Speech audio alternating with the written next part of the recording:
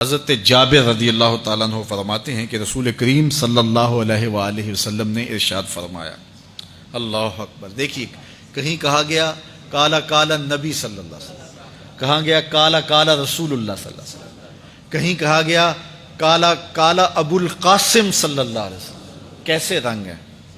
حضرت عائشہ بھی روایت کرتی ہیں حضور کی حدیث، تو کبھی نہیں کہتی کہ کالا کالا زوجی، میرے شوہر نے کہا، وہ بھی کہتے ہیں کالا کالا رسول اللہ، میرے رسول نے کہا۔ حضرت عباس روایت کرتے ہیں تو کبھی نہیں کہتے کہ میرے بھتیجے نے کہا، وہ بھی کہتے ہیں کالا کالا رسول اللہ صلی اللہ علیہ وسلم۔ اللہ اکبر۔ حضرت علی روایت کرتے ہیں، حضرت علی حضور کے بھائی لگتے ہیں نا، تو کبھی نہیں کہتے کالا کالا اخی، میرے بھائی نے کہا، وہ بھی کہتے ہیں کالا کالا رسول اللہ صلی اللہ علیہ وسلم۔ اللہ اکبر۔ یار رسول کا رشتہ کتنا بڑا رشتہ ہے۔ تو کوئی نہیں کہتا میرے شوہر نے کہا ہے، کوئی نہیں کہتا میرے بھتیجے نے کہا ہے، کوئی نہیں کہتا کہ میرے بھائی نے کہا ہے، سارے کہتے ہیں میرے رسول نے کہا ہے۔ تو یار یہ کتنا بڑا رشتہ ہے، کتنا عظیم رشتہ ہے، تو اس رشتے کے ساتھ فخر ہوتا ہے، ناز ہوتا ہے۔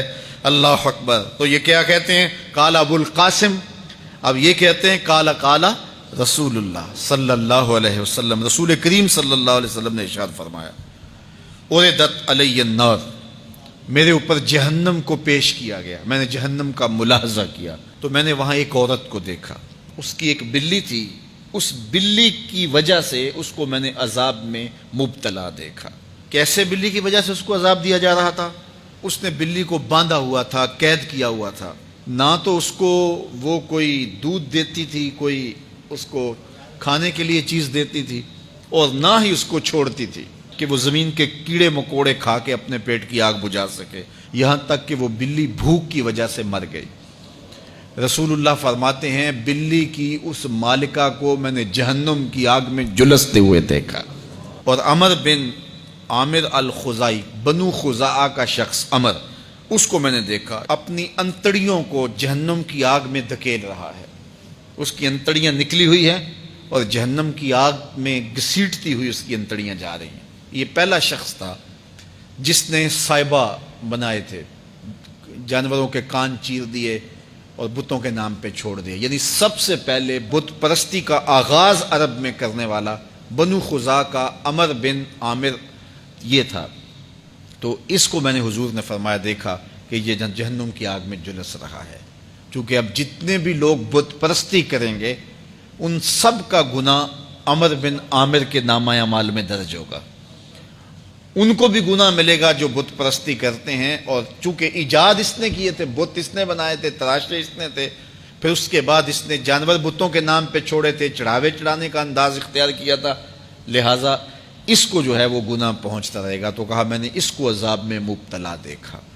تو اگر خیر کی بنیاد رکھو گے نیکیاں ملتی رہیں گی، کھاتے کبھی بھی کلوز نہیں ہوں گے، اور اگر برائی کی بنیاد رکھو گے قیامت تک اس برائی پر جو عمل کرتے رہیں گے اس کا گناہ بھی کھاتے میں پڑتا رہے گا۔ اللہ اکبر۔ تو ہمیں اچھائی کی طرح ڈالنی چاہیے، نیکی کی طرح ڈالنی چاہیے۔ آقا کریم علیہ الصلوۃ والسلام نے ایک موقع پر فنڈ مانگا، تو ایک شخص نے اٹھ کر کے پیش کیا، تو جب اس نے پیش کیا تو اس کے دیکھا دیکھی دوسرے بھی کھڑے ہو گئے، دوسرے بھی پیش کرنے لگے۔ بعض کا سارے خاموش ہوتے ہیں، کوئی ہمت نہیں کرتا، تو ایک کھڑا ہوا تو اس کو دیکھ کے دوسرے بھی کھڑے ہو گئے۔ تب حضور نے فرمایا تھا من سنّا فی الاسلام سنتن حسنۃ فلہ اجرھا، جس نے اسلام میں کوئی اچھا طریقہ رائج کیا اس کو اس کا اجر ملے گا، اور پھر اس کی دیکھا دیکھی جس نے بھی کوئی اچھا کام کیا اس کا اجر بھی اس کے اجر کی کمی کے بغیر اس کے کھاتے میں بھی داخل ہوتا رہے۔ اس لیے نیک، اور میں کئی لوگوں کو جانتا ہوں کہ جو جمعۃ المبارک کے اجتماع میں، پیر کے اجتماع میں لوگوں کو لے کے آتے رہے، کسی وجہ سے وہ خود نہیں آتے لیکن جن کو لے کے آتے رہے وہ اب بھی آ رہے ہیں، تو وہ اگرچہ نہیں آ رہے اور کچھ فوت بھی ہو گئے ہیں، تو جو جن کو لے کر آئے ان کے کھاتے کا ثواب ان کے نامہ اعمال کے کھاتے میں بھی درج ہوتا رہے گا۔ تو اس لیے اچھائی کی طرح ڈالو، نیکی کی طرح ڈالو، اچھائی کی طرف جاؤ۔